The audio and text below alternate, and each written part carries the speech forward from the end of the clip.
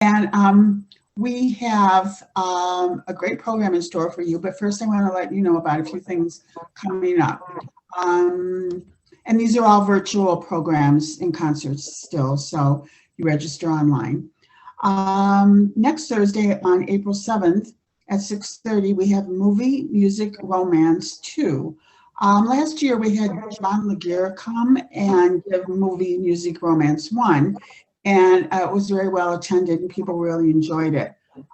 He gives film history presentations, and this one is about romantic movies and the music behind them. So he'll give us the inside scoop on, behind some of the movies, as well as clips and, of course, the music. So that's next Thursday. Then on Sunday, April 10th at 2 p.m., we have our Arts Alive concert, and it's called Steppin' Out, American Songbook Hits. The performers are what I call the dynamic duo. It's Matt and Cynthia Gruel, and besides being very talented and entertaining, they're just personality plus and just full of energy. They're just great entertainers. They're going to be performing songs from the old days, everything from Frank Sinatra to Ella Fitzgerald to Irving Berlin, and they'll tell stories as they introduce each song, about the composer or the artist. So that's April 10th. Then on Thursday, April 14th, we have the Chicago Transit Hikes. No, it's not about the fares going up, although it sounds like that. It's Chicago Transit Hikes, a guide to getting out in nature without a car. You don't have to drive hours out of town to walk in the woods or go to a lakefront trail or visit rivers or swamps or whatever you would like to do.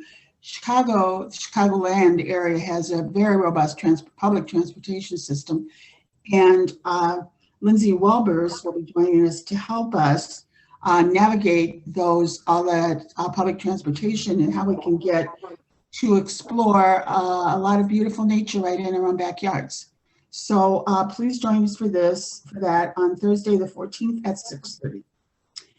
And tonight we have a little bit more about nature. I love the title, Enchanting Herbal Tales and Plant Folklore. Julia Zoltowsky from the Chicago Botanic Gardens will help us discover the magical, mystical, and spellbinding stories of North American plants. Please welcome Julia Zoltowsky. Thank you so much, Janet. I really appreciate that. So, as Janet mentioned, I am from the Chicago Botanic Garden. I'm a horticulturalist there. I've worked there for 4 years and have had many different hats. Currently, I take care of the greenhouse conservatories, where there are 3 different houses, tropical, arid, and a semi-tropical. And we just finished our orchid show. So now we're getting ready for our 50th anniversary. And I hope you all can make it out and see some of the beautiful installations we'll be having come May. And the tulips will be coming around that time as well. So please come out. So before we get started, something that I like to do with all of my classes or presentations is just ask the audience, what brought you here? What were you curious about? Maybe you have a favorite plant that you're hoping we'll talk about folklore around. Maybe there's something very specific you're hoping to learn. We'll just take a moment. There's a bar on your screen that says chat, and you can just type that into the chat there. And that just sort of helps me kind of guide, maybe I'll talk a little bit more about some things. Maybe I'll talk a little bit less about other things. So Deb says, they're just curious. I like that. Open mind. That's always a good way to come to a class. So I will also just mention that as we go through this, presentation of a few different plants and their folklore, I will mention that some of these plants have medicinal qualities to them. But I just want to put the caveat here now that nothing I'm saying in here is to diagnose any illnesses or cure any disease. So contact your healthcare practitioner. If any of these seem interesting, or if you're just curious about them and you're wanting to try them, just make sure you're checking in with your healthcare practitioner. So, all right, well, we're just going to go ahead and get right on in it. I want to just, give you a little overview about what we'll be getting into today.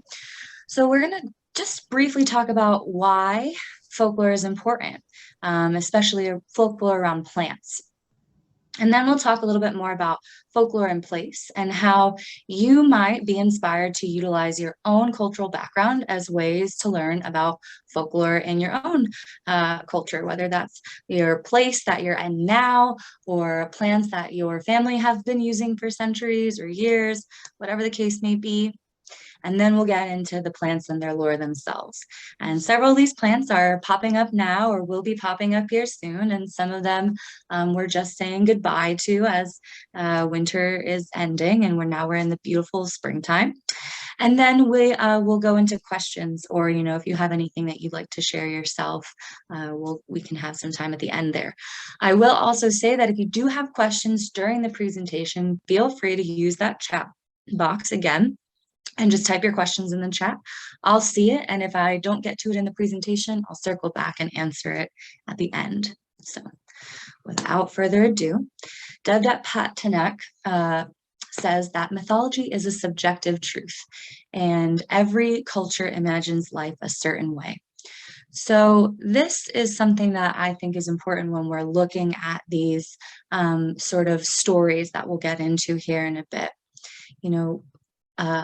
Which is also kind of why we're talking about folklore. These stories have informed so much of who we are today, and I don't think that sometimes we even give them the credit or know, because the stories have always been oral or have changed or based on one telling or another telling. They have conflicting, little nuances to them. But throughout all of history, gardening, agriculture, and plant relationships have been central, and so much so that the folklore surrounding these relationships have informed beliefs, customs, mottos, and even some of the Latin names we use today.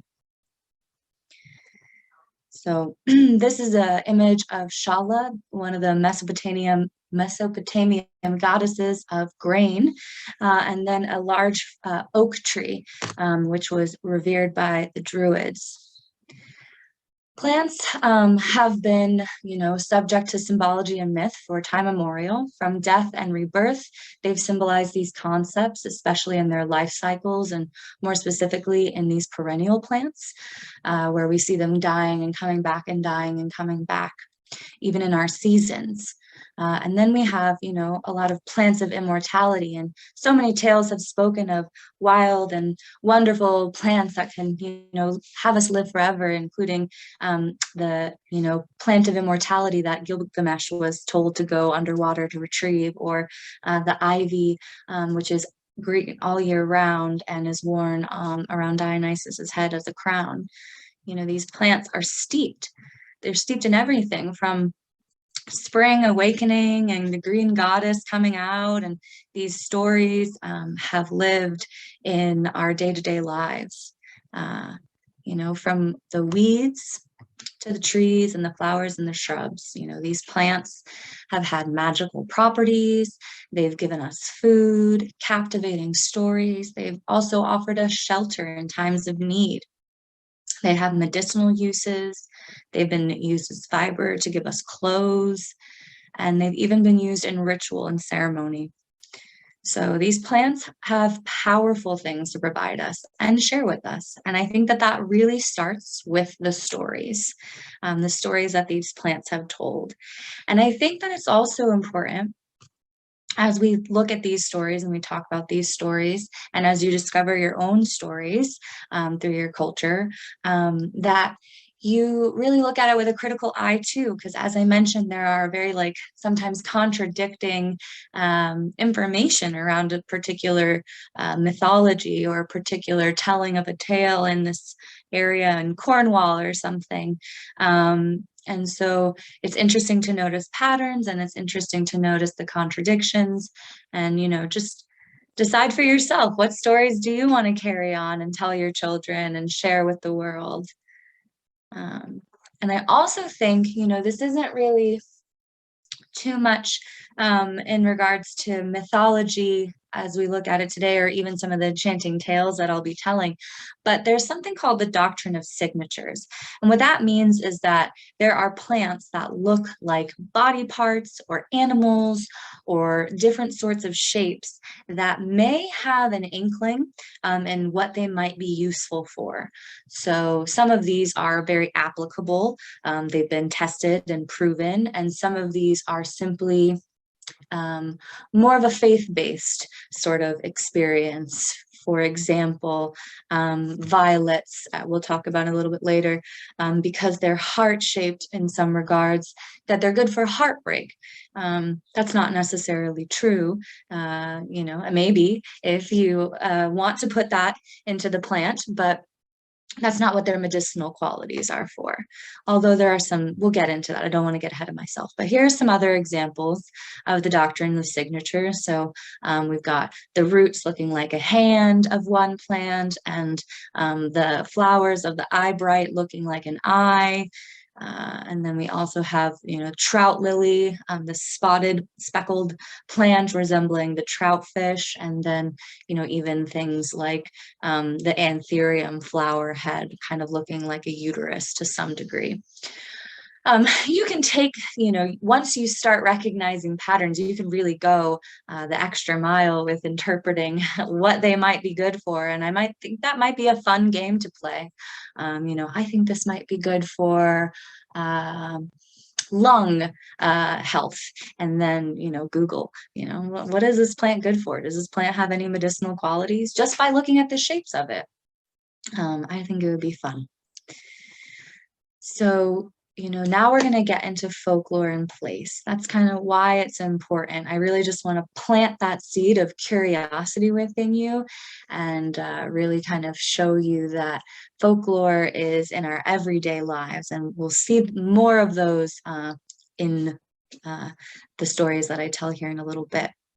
But folklore in place is also important because the plants, as Rosemary Gladstar says, have enough spirit to transform our limited vision. And so when I first started working with plants many years ago, I was just, enamored with them. I was enamored with their color and their vibrancy and just the life that they provided, all these insects loving on them, and the food that they provided for us. And it was only in my latter years of working with plants that I really started getting curious about what did other people think of these plants. I'm so enamored by them, but did other people find these plants equally as charming as I did? Or, were there other stories that I wasn't quite aware of?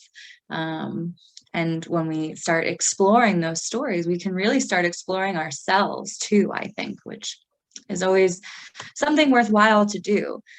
So for me, I have a very mixed heritage. I'm predominantly of European descent.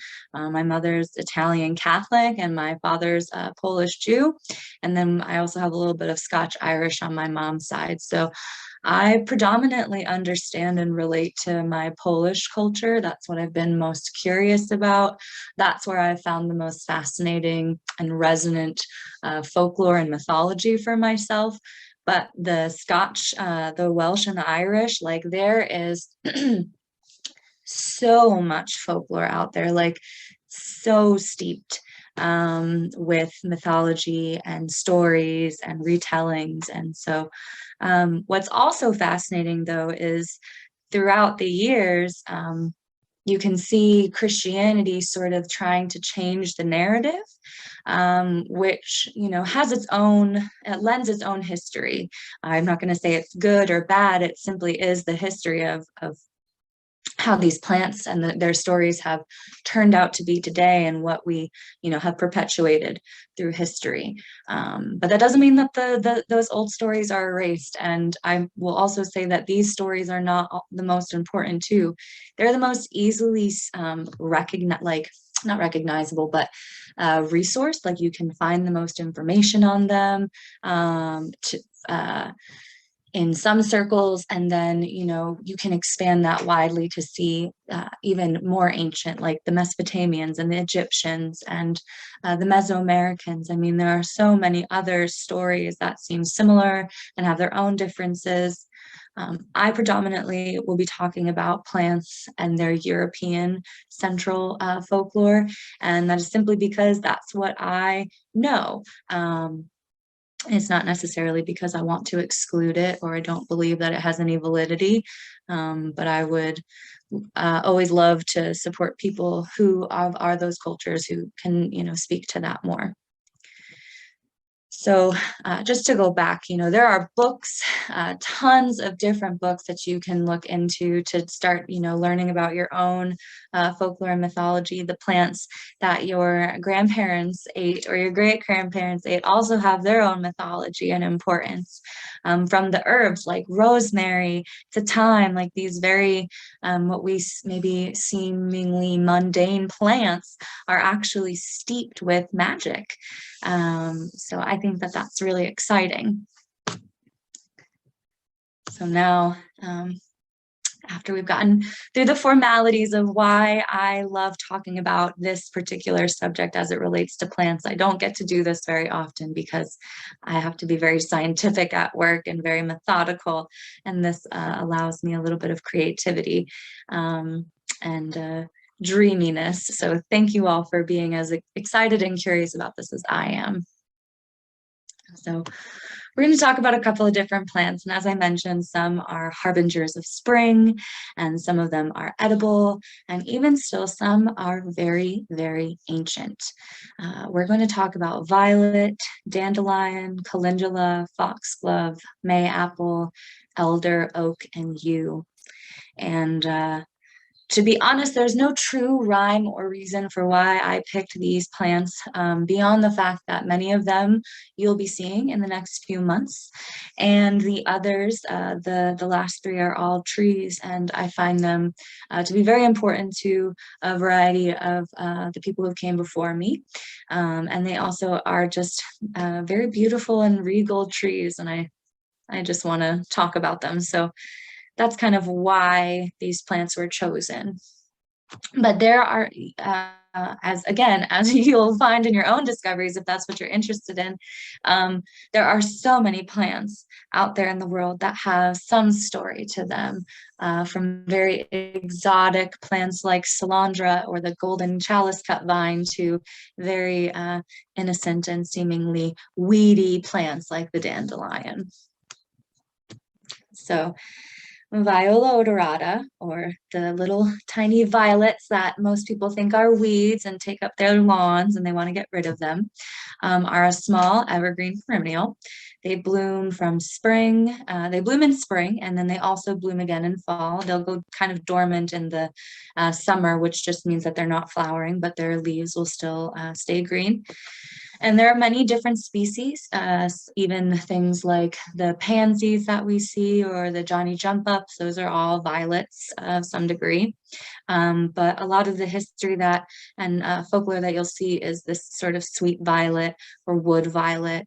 Also in the Viola sororia might be another version of this plant that different, depending on what part of the world you're hearing the story come from, might actually be this very specific species.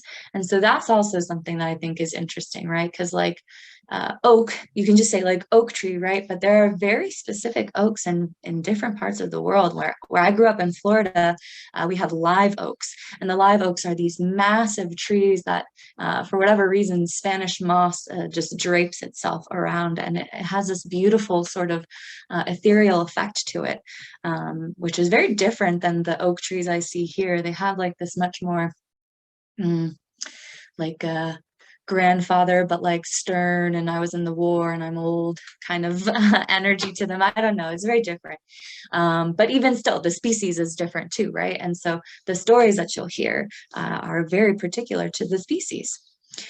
For the purposes of this presentation, I do just kind of go into the generalities based on the research that I have, which usually from what I have here is predominantly in Europe.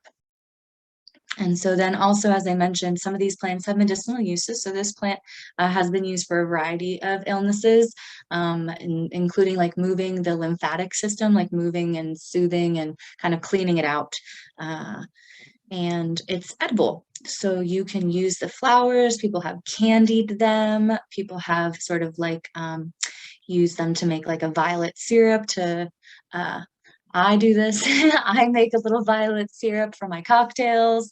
That's very nice. Just a little simple syrup recipe. And they're also like one of the first plants for our pollinators to forage. So for those of us who have lawns and are particular about having lawns that are only grass, maybe reconsider that these flowers are really important to our pollinators, especially those of us who maybe have gardens where there are vegetables and we want them to come and be pollinated so we can have fruit for our gardens. You might want to keep some of these violets around. So this is the birth flower of February, also the month of Valentine's, the month of love. Roses are red, violets are blue. It's also been called Kiss Me at the Garden Gate. Venus and Cupid. So Venus asked her son Cupid one day, do you think I'm more beautiful than those nymphs over there? And like, what an odd question to ask your son to begin with. But, you know, obviously Cupid was like, those girls. And so Venus, being very jealous, beat these nymphs until they were blue and they turned into violets. And then in another version, Diana, goddess Diana, who's also sort of the equivalent to Artemis, and her brother Apollo were hanging out, and Apollo was trying to flirt with one of her nymphs, and she didn't want him to ruin her modesty. So what she did was she turned her into a violet to protect her from Apollo's advances. And so with that, there's something called the language of flowers. And the language of flowers can be interpreted in a lot of different ways, right? There's a language of flowers when it comes to giving flowers, receiving flowers, the messages that might come from that. And then there's also things like, you know, back in the day, they made these things called tussie mussies, and they were little flower bouquets that people would wear that would be like secret little messages, sort of, and based on what different plant you had, that's what, you know, you were trying to, you know, secretly tell other people. So there's also just like the essence of a flower, and the essence of a flower is their language, and it might be evocative of certain emotions or adjectives, attributes that, you know, one might represent. So all that to say, not all these plants do I know their language or their essence, but some have been recorded. And for instance, the language of flowers for violets is representative of modesty and decency. So here's a little dog violet fairy. I'm very fascinated by the vintage fairies, so you'll see a lot of them throughout this presentation. And then in the background, this is a fountain sort of sculpture display in Italy of Diana and her nymphs. So I thought that was very cool as well. And then on the left here, we've got Venus and Cupid. And then on the right is Adam and Eve getting cast out of Eden, where it was believed that Adam's tears turned up as violets after being banished from the garden. And sometimes these flowers would be scattered around tombs or at funerals, especially of children, because again, they represented decency. So now we've got dandelion, or Taraxacum officinale, and this is a perennial, comes back every year without fail, blooms in the spring, and then kind of keeps blooming all summer. Like it'll go to seed in the summer for a good bit, and then you might get a second round again in the cooler fall time. It's naturalized pretty much all over the world. It's both edible and medicinal. All parts of this plant are edible. They're quite actually nutritious for you. They've got a lot of vitamins and minerals in them. The tender young greens are pretty great. And the roots also have been used as a substitute for coffee. This is another great pollinator friend, right? This one alongside violet is another beneficial foraging plant for insects who you might want to be attracting to your garden.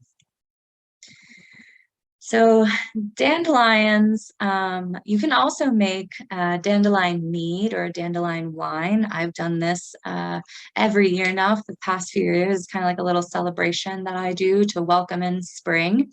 Make a little dandelion wine, and then it sits for a whole year. And then the next, spring equinox, we crack that bottle open and we celebrate. So many of you, I'm sure, at one point or another, before you decided that dandelions were a weed, maybe as a child, you made a wish on these, the seed heads of the dandelion. But alternatively, there has been tales that if you blew on the seed head, the number of seeds left on it were the number of children you might have. This plant, along with a couple of other plants, depending on, what part of the world you're in or what, mythology you're discovering, is a plant that can tell time. And similar to the sunflower, it will, kind of keep its head towards the sun as it goes across the sky. So you can kind of tell what time of day it might be. And then also, depending on if the petals themselves are closed or open, could be determined if it's going to rain or if there was going to be some kind of weather disturbance. It's a nature's barometer, if you will. Dandelion was another way that this word was pronounced, and it meant lion's teeth. And then it said that if you blow on the head of a dandelion, you'd be releasing the dandelion fairy. So Calendula officinale, similarly looking to the dandelion, however, more highly cultivated in our gardens. We like this plant. We think it's pretty. It comes in a variety of colors, many different cultivars, and also the straight species.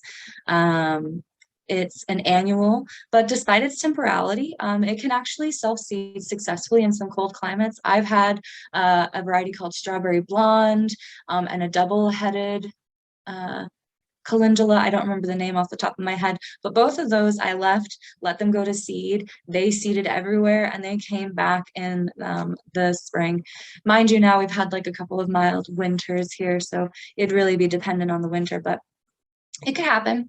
And this has also been called marigold. So some people might refer to this as a pot marigold or even a marsh marigold. It's a little bit different than the marigolds that you actually see sold in the store. Those are mostly called like African marigolds. But this particular species, the calendula, has been naturalized in much of North America. And this plant also is an edible and medicinal plant. The petals can be eaten and used in a variety of preparations with medicinal applications, as well as just like beautifying applications. For instance, it's like a nice moisturizer or a good oil for your hair. And I'll talk a little bit about like that sort of as well in a second. And it's also a helpful garden plant too, right? This is what I like to call a sacrificial garden plant. While it's beautiful, it will also attract all the aphids, every single aphid. I promise you, you'll have nothing on any other plant, just on the marigolds. At least that's what I've seen in my gardens for years now. So, here's some other beautiful pictures of a couple different varieties of marigolds. Another great pollinator plant too, besides it just also being like a pest attractant or a pest magnet.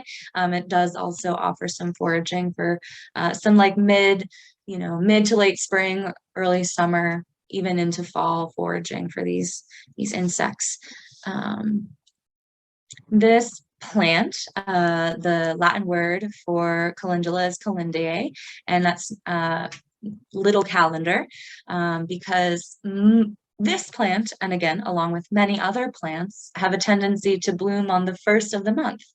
And I think that that's something that's really neat and really exciting to, sort of note where you are in the world.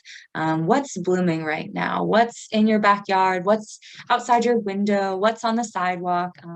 What's flowering? What's starting to be green again and speak to you? Those are the moments that I like to take note of. They can be really special. And with that, bathing in calendula flowers was said to give you a sunny glow, and that this sunny glow and disposition would sort of give you a clout amongst the community, gain their respect and an admiration. And really, that's because the calendula, based on whatever sort of oil or water you're infusing it in, will sort of impart a actual literal golden hue to your skin. So sometimes women would use this to dye their hair a little bit darker. Maybe they had a light or a fair light blonde hair. They would maybe dye it a little bit darker with this calendula.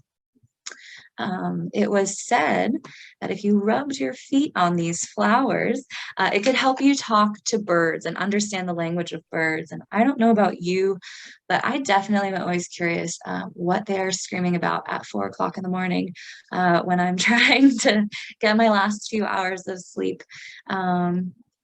And also, it was said in Wales that if this flower didn't bloom by 7 a.m., there was definitely going to be thunder in the forecast. There are some other stories, again, with some contradictions that, this was the plant that Helios turned his lover into when he was jealous of her, but some say it might be sunflower, some might say it might be a different flower. Sort of anything that kind of has that like orangey, yellow, bright, sun-like glow to it may have some commonalities amongst different mythology. So just keep that in mind as well. And then for a little spell, I don't have too much magical information in here. I tried to do a little bit more of the mythology this time around, but one that I've heard that I think is pretty funny is if you simmer this over a fire with several other herbs, I won't name them, and you rub this on your skin, it could bring you dreams of your future husband. And then another little cute picture of a marigold fairy. These illustrations are done by a Cicely Mary Barker. Okay, so just trying to make sure I'm good on time here. So now we're going to talk about oak.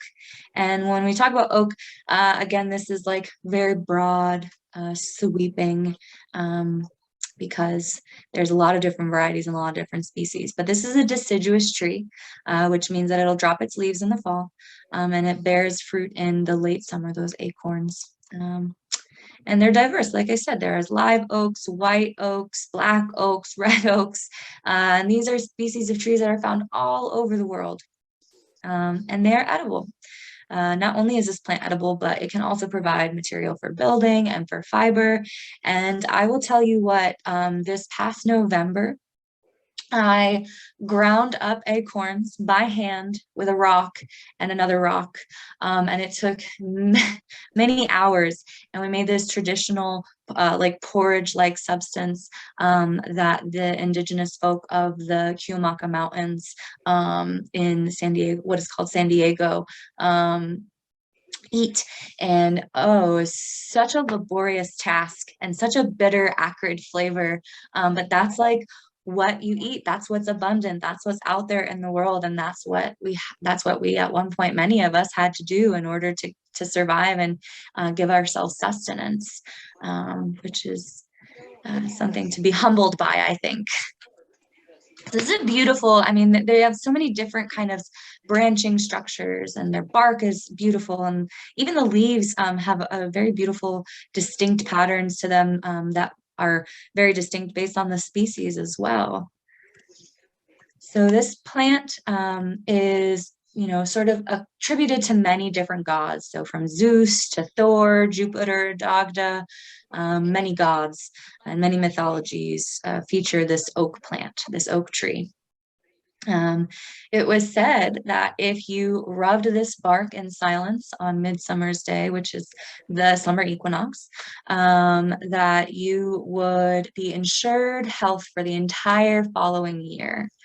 And alternatively, another healing aspect that the oak may have done for folks, although I don't know how this would equate to any kind of healing. In Cornwall, it was said that if you drove a nail into the bark of the tree, it was sure to relieve a toothache. So again, this plant does have a lot of language of flowers, and I think, or a lot of words that are used as its language, including strength and courage and valor, which kind of, makes sense based on the stature of this tree and the gods that has been attributed to. This plant, this tree was worshipped by the Celtics, by the Druids, these ancient pre-Christian societies. And this particular illustration is actually the Christians sort of chopping down this sacred oak, and on the right you see these Druids, especially like the elders dressed in white robes with kind of crowns of ivy on their head. This was a sacred tree to them. They did a lot of ritual around these trees. It was the king of the forest, and bards were said to interpret the rustling of the leaves in their oracles. These are some other examples of sort of Druidic worship around these oak trees. They would, something I forgot to mention earlier was that there's a relationship that oak has with mistletoe, where it is one of the only trees or plants really that mistletoe will parasitize, which means that it will grow on this tree, put its roots on the branches, and sort of just kind of take over to some degree. And so the Druids would go through this long ceremony and, adorn themselves quite ornately, and go out and harvest with a golden sickle these mistletoes. And so the mistletoe had its own history and its own story that I don't get into here.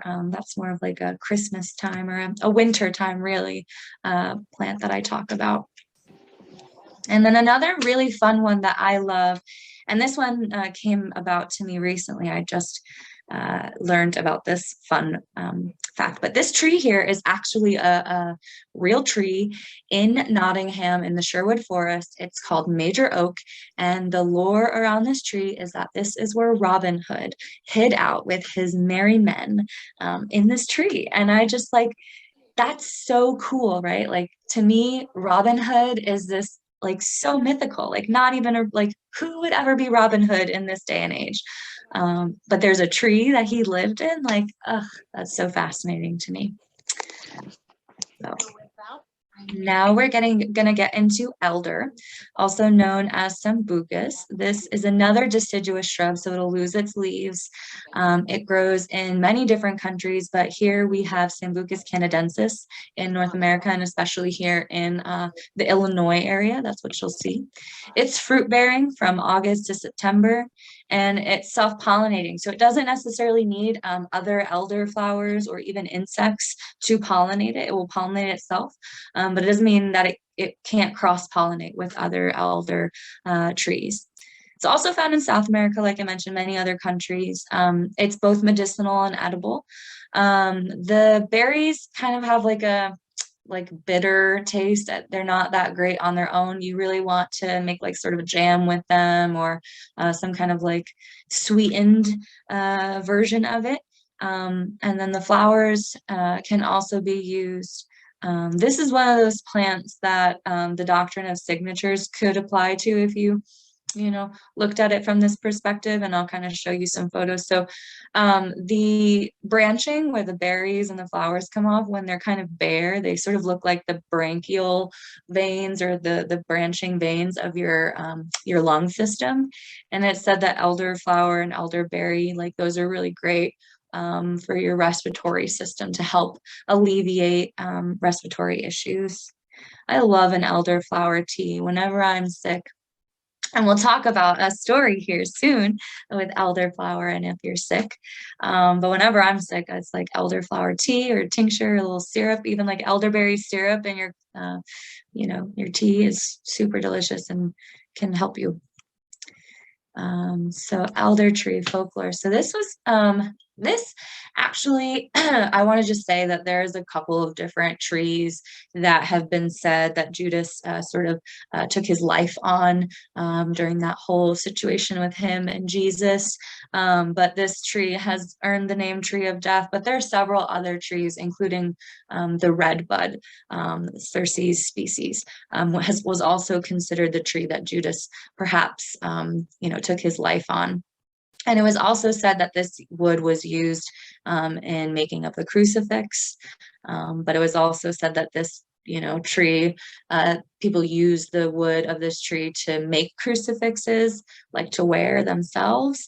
So there's a lot of contradictory information out there, but and what's fascinating about that too is that like pre-Christian times, we'll go over to the pipe tree aspect.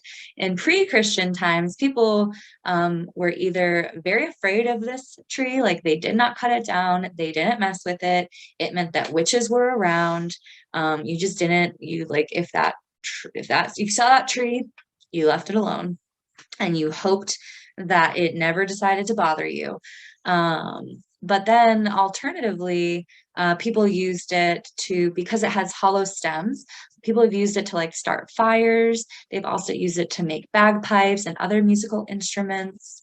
It's attributed to witches and fairies, as many of these plants have been. When we think about like pre-Christian times, it wasn't really witches, it was these like ethereal animated beings, or spirits, if you will, forest spirits or things like that. And that was not acceptable at some point in history for the movement of Christianity. And so a lot of these plants became demonized. An elder tree is one of them, as we'll see with a couple of others. But one of the other things that they said was like, don't fall asleep under this tree, because if you fell under sleep of an elder tree, you might never wake up because the fairies would take you away. And so here's a little elderflower fairy and an elderberry fairy.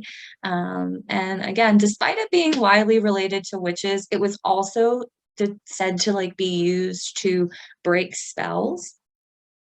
And then so elder comes from the word ald, which sounds like old, but means fire actually, in like Old English. And that's kind of why they were calling it that, was because you could use the hollow stems to blow and, stoke your fire if you needed to. And then Hans Christian Andersen wrote a story called The Little Elder Tree Mother. And this is a story about a young boy who gets sick, and he is trying to figure out how to get better, and his neighbors come and everybody's like, well, how are you sick? Why are you sick? And nobody can figure out why he's sick. And so the mother makes elderflower tea, and the neighbor says, drink this tea. And the boy says, well, I want a story. And instead of the neighbor telling a story, out comes this elder mother. And she tells the story of not going out in the rain with no shoes on in the cold, because that's how you get sick. Among other things, she tells him, a longer tale. But she is a healing, benevolent sort of being in this story. There is a Welsh story that I recently was reading, actually, in I have a couple of books that I'm going to show you all, I think, at the end here, but if you can see my screen, like my face, this book is called Botanical Folktales of Britain and Ireland. And there's a story in here about a farmer who has these cows, and He's really happy. You know, he's a humble farmer. He doesn't have a lot of money, but he's got these prized cows, and they're making good milk. And he's really proud too, because like there are no elder trees on his property, which is really good, because if you have any elder trees on your property, it's bad luck. But then all of a sudden, some milk starts going missing. And so he stays up late one night, and he's looking, and he sees this figure that he's never seen before. And he gasps, because it's an elder tree. He can see the sort of cranky, crawling, sort of woody figure. And it comes closer, and he's freaking out, and the mom's freaking out, and the daughter's freaking out. And they're all like, what are we going to do? It's going after the cows. And there's a grandma there too, and the grandma's just sort of hanging out back, being really quiet. And the mother and the daughter and the father are all scrambling around to get the materials that they're trying to get to maybe, supposedly, hopefully kill this witch. A silver button and a gun, and a couple of other items. And the grandma's just sitting there stoking the shovel. And the father's attempts to get this elder witch do nothing. And the elder witch is coming after him, and he's running back to the house. You know, he was trying to chase the elder witch away from the cows, but the elder witch, came back at him, and the elder witch chased him to his house. And the grandmother shuts the door, and the witch is trying to get in, and she's trying to get in, and the grandmother takes the hot shovel and opens up the door and stabs the witch, and she bursts into this blue flame, and then she makes a cross in the ashes, and the witch doesn't come back. And so there are very differing tales on who this elder tree spirit really is, depending on what part of the world you're coming from. All right, so I just have two more. Digitalis. This is foxglove. It's a biennial. So what that means is that it grows a rosette in the first year, and then in the second year it will flower. It has many a name, including goblin thimbles, fairy weed, foxgloves, foxglove, fairy bells, dead man's chimes. It's a hardy and easy to grow plant, and it contains a toxin called digitoxin, which has actually been used in a variety of heart medicines to help with the heart rate. The Egyptians actually discovered this ability very early on, I think like 300 BC. They discovered this, 300 or 800. And later on in time, it has been attributed to some European man, William something or no, I can't remember his name right now off the top of my head. He did experimentations with foxglove, with digitalis, the digitoxin or digitalin. There's a couple of different varieties of it, chemical constituents within the plant itself, to help, neutralize the heart rate, not make it too fast or too slow based on a person's issues. I think he was testing for dropsy, trying to cure dropsy, and it caused vomiting, but it did its job. So modern medicine has figured out how to take the bioconstituents of these plants and turn them into medicine. So as I mentioned, it's called dead man's bells because foxes listened for these foxgloves to chime, and if they did, that meant that there was hunters on the way. It was also thought that there was a fox named Reynard who lived in the woods, and the fairies gifted him the foxglove to put on his feet so he could be quiet as he raided the chicken coops. It was thought that if you drank the dew of this plant, that it was said to give you the ability to communicate with fairies. And as far as this plant goes, the language of flowers is thought to be insincerity because of its toxic nature. And so there's the foxglove fairy. It looks a little mischievous. It was also called pop docks because the children like to pop them. And then the chimes of death, because again, if you heard them, it meant that you would be maybe seeing your untimely death. So this is Rainer the fox walking through the foxglove, getting to, you know, get in and out of the chicken coops without being detected. All right. So I lied. We actually have two more. We've got mayapple and yew, and then we can get into questions if we have any. So mayapple is also known as podophyllum. It's a perennial. It's found in moist wetlands in the understories of forests. An interesting fact about it is that a single stem is a male plant, and a female stem will have two, or a female plant will have two stems, and the flower will come from the separation of the two stems, so that only the female will flower. And it's also been called mandrake, but it's really not related at all to the old world, is what they call it, mandragora, which is, some of you know about Harry Potter's mandrakes, or if you're familiar with the folklore around mandrakes, it's not the same plant. But both are toxic. This one is totally toxic at most times, except when the fruit is totally ripe. And even then, you really could like only eat like one or two, and you should be scooping the seeds out. So you're probably never even going to see a fruit because they're predominantly eaten by the animals that are in the forest, the raccoons and the skunks and the possums. But up in the corner here, we've got the little yellow fruit. It said that it could either be like a lemon, like a sour kind of taste. Some people say it has no taste at all.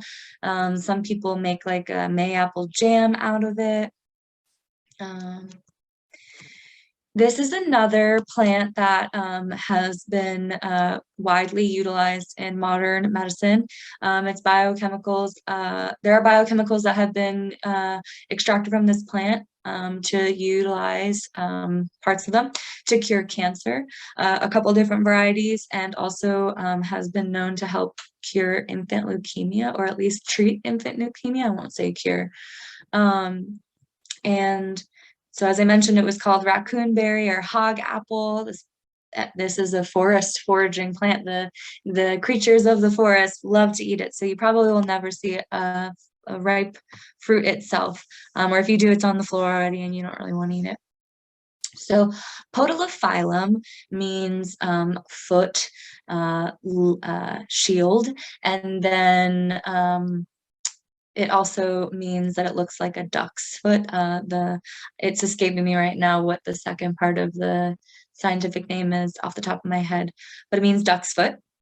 And it's also been known as the green umbrella. And back in the day when kids played outside more than they do now, children would cry, "The umbrellas are out," when the plants would start unfurling their leaves. You could see kind of in these photos that they look like little umbrellas. This was at one point, as many things were in life, tried out before we realized maybe this isn't a good idea. They used mayapple to make these little liver pills, which were not like actually for your liver at all. It was for like your stomach, actually, like if you had indigestion or an upset stomach. So these don't exist anymore. We don't use them. Similar to like things like belladonna used to be used to smoke cigarettes, and henbane used to be used to brew beer. We don't really do that anymore. Those plants are poisonous to some degree, in certain dosages. So here's another picture of the flower and another picture of the fruit. And then the finale here is yew, also known as Taxus baccata. This is a coniferous tree, so that means that it's evergreen all year round, and it bears red berries that are toxic. Most parts of this plant are toxic. I forget now what the alkaloid is called. It's like taxaceum, I think I want to say it's called. Don't quote me on that, but that's there's again a bioconstituent in here that causes upset stomach and other gastrointestinal disorders, and could cause death if you were to like eat it in large doses. Like 3 red berries was said to kill a child. So it's an ancient graveyard keeper. So what I think is really fascinating about this plant is that it's found in many graveyards and churchyards in the UK, France, and Spain. Some that are more than 5,000 years old, like older than the churches that were built to surround that tree. And, you know, whereas we can count tree rings as a way to sort of like maybe to a good accuracy determine the lifespan of a tree, the way that, and I'll show you some pictures, the way that yews grow is that they don't grow in this like conical upright shape. They kind of grow in these spindly ways and then come together and like absorb each other. And so you really can't truly get an accurate idea of how old a tree is. There are some methods that have been utilized where like you measure the girth of the entire tree and then sort of like come back again and measure it in a few months and come back again and measure it in a few months or, you know, even years maybe, and see the growth rate and then sort of like deduce from that, you know, what might this tree, how old might this tree be based on how wide it is now and how fast it grows. So, you know, you can see here, this one's got sort of like a cavern in it. You can even sit in it. And the berries are very red and beautiful. And then up here in the right, that's like another really interesting and fascinating way that it's growing. It's like got a couple of different branches and twists and turns. So this is a tree of the dead, not to be confused with the death tree.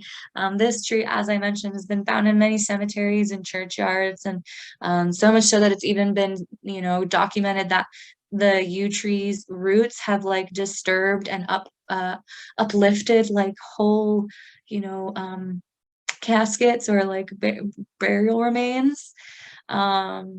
And it's also been known as the tree of immortality because of that, right? Like it has this evergreen nature, this sort of vibrancy about it all year round. It is by the graveyard, so it sort of kind of was thought to be this like portal or pathway where the dead could come and go, communicate with the living. It was also said, and there's again some documentation that this tree bleeds during the time of Easter. It bleeds a red sap, so they think it's like a bloody Easter. And again, as a symbol of like life after death or the crucifixion. Again, like this very, you know, Christian sort of overtone has become very apparent in a lot of the folklore today, but also informs, you know, my upbringing as well. So, and then the twelfth teg, it's Welsh. I don't know if I'm pronouncing that right totally, but there are these Welsh fairies that lived in the yew forest, and many people were afraid to go into these woods. They were called the Welsh fairies were called the Twelftig. And these two gentlemen had to do some work in the woods in the yew forest. And it was getting dark and the fog started coming up and they weren't sure. They thought maybe, oh, wow, it's getting pretty late. Like, let's go back. And they entered into this sort of open space where the fog lifted and it was super bright and sunny, and they're like, oh, well, you know what, let's just like hang out, take a nap, we'll go back to work later. We can just take a little rest here. So they took a little rest, and when one of the boys woke up, the other boy was gone, and he was very concerned. And so, you know, he went back to the village, he asked around, nobody could find him, and then he went to sort of like a sorcerer or somebody who would be able to like sort of tell you about the futures, a confidant or a guide of some sort. I don't remember the word that they used in Welsh for it. And so he goes, you know, where's my friend? This is where we were. And the confidant goes, oh, you must return to the spot in 1 year's time at exactly the time you woke up and he was gone. You'll find him dancing with the fairies. And when he gets close, don't go into the ring. Don't go into under the tree, you know, branches. Stay out of the circle. But when you see him and he comes close enough to you, drag him out. And so the boy waits a whole year and to the exact minute, and he goes back to this tree and he stands outside the dancing place. And he sees the fairies and he sees his friend, and his friend is emaciated. He looks so terrible, like he's been dancing for an entire year straight. And when the dancing boy gets close enough, he grabs him out of the dancing place, and they both stumble back, and he goes, "Oh, my friend, you're so, wayfish, what happened to you? Did they not feed you?" And he goes, "I had breakfast this morning. There was food in my pocket." And he didn't have any food, and he was so withered and he was so weak, and they took him back to the village.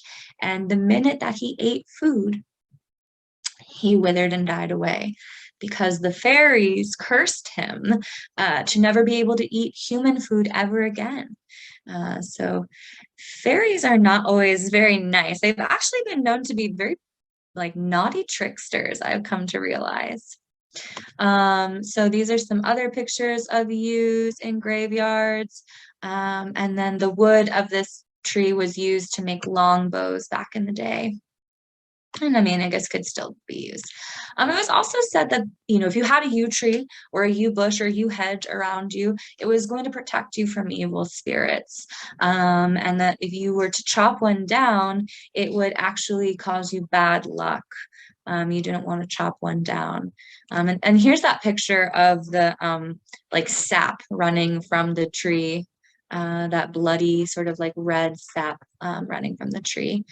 You don't want to bring yew branches into the house before Christmas, because it might symbolize that somebody will die in the next year. And as I mentioned, you never want to cut a yew tree. It's very bad luck. I didn't know that until after I started researching folklore. And we have these two huge yew bushes in front of the house that before I knew any of this, was I didn't like them. I was so mad that they were there and I wanted them gone. And then once I found out all of this, I was like, oh no, we have to keep them. They have to stay. And they ended up pruning them. My family ended up pruning them. And I was like, oh my gosh.